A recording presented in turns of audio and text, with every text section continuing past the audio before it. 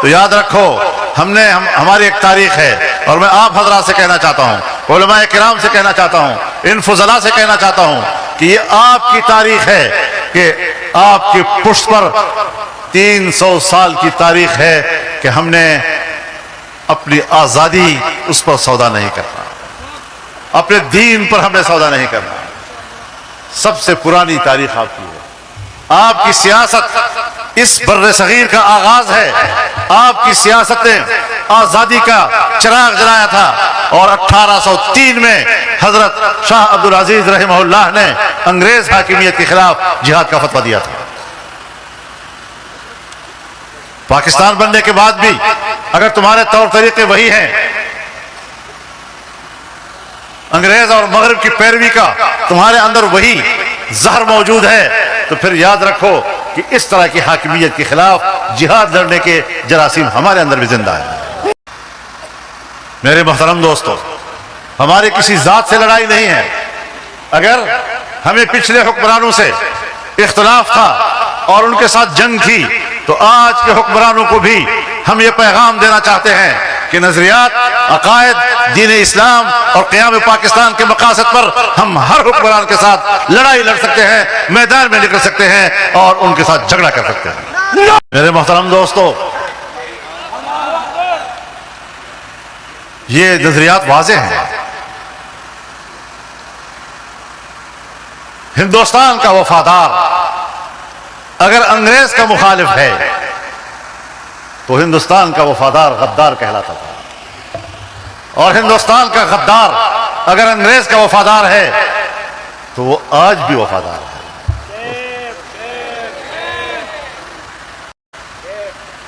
آج بھی اگر آپ اسٹیبلشمنٹ کے ہر اشارے پہ سلام کرتے ہیں، چاہے پاکستان سے آپ کو کتنی محبت کیوں نہ ہو، لیکن محبت کا پیمانہ یہاں کی اسٹیبلشمنٹ کی خوشامد کرنا ہے، ورنہ آپ کی پاکستان کی وفاداری بھی قبول نہیں ہے۔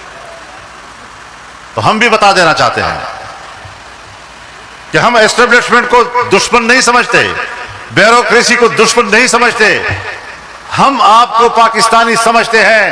آپ ہماری پاکستان کی وفاداری کو قبول کریں، آپ ہمارے پاکستان کی دوستی کو قبول کریں۔ اگر آپ نے غلط کیا تو ہم غلط کہیں گے، کیونکہ اللہ رب العزت نے مسلمان کو جو نام دیا ہے، شہداء علی الناس، لوگوں پر تم گواہ ہو۔ شہداء جمع ہے شاہد کی، اور شاہد کہتے ہیں گواہ کو، اور گواہ وہ ہوتا ہے کہ جو چیز اپنی آنکھوں سے دیکھتا ہے زبان سے اسی طرح کہتا ہے۔ اگر ہم تمہیں اسلام کے خلاف کردار ادا کرتے ہوئے دیکھ رہے ہیں، خدا کی قسم ہم مدحت سرا مولوی نہیں ہے، سرعام آپ کے خلاف بات کریں گے۔ یہاں پر قانون سازیاں ہوتی ہیں، خلاف شریعت قانون سازیاں ہوتی ہیں۔ ایک دفعہ میرے پاس پرائم منسٹر صاحب آئے تھے، تو میں نے ان سے کہا یہ کیا کر رہے ہو تم لوگ؟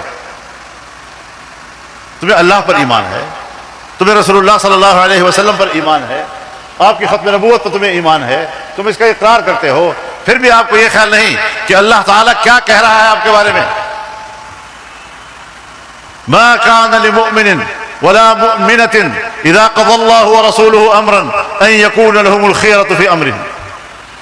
کسی مؤمن مرد اور کسی مؤمن عورت اگر اللہ اور اس کا رسول کسی معاملے میں فیصلہ دے چکے، اس میں سر منہ تبدیلی کا اختیار نہیں ہے تمہارے پاس۔ جب قرآن کریم صراحتاً اعلان کرتا ہے کہ اللہ اور اس کے رسول کے فیصلوں کے بعد تمہیں اس میں تبدیلی کا کوئی اختیار نہیں ہے، ہم کون ہوتے ہیں؟ اسلامی جمہوریہ پاکستان، اسلامی جمہوریہ پاکستان کا آئین جو کہتا ہے کہ حاکمیت اللہ رب العالمین کی ہے، جو کہتا ہے کہ اسلام پاکستان کا مملکتی نظام ہے، جو کہتا ہے کہ قرآن و سنت کے تابع قانون سازی ہوگی، جو کہتا ہے کہ قرآن و سنت کے خلاف کوئی قانون سازی نہیں ہوگی۔ ان سارے واضح صراحتوں کے بعد ہمارے ملک میں قانون سازیاں ہوئی، اور پیچھے لکھا گیا، اغراض و مقاصد میں لکھا گیا کہ ہم یہ قانون سازی کیوں کر رہے ہیں۔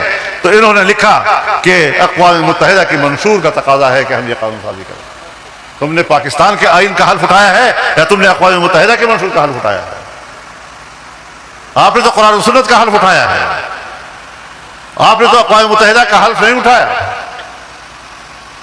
تو پھر کس مصلحت کے تحت ہم پاکستان میں غیر اسلامی قانون سازی کرتے ہیں؟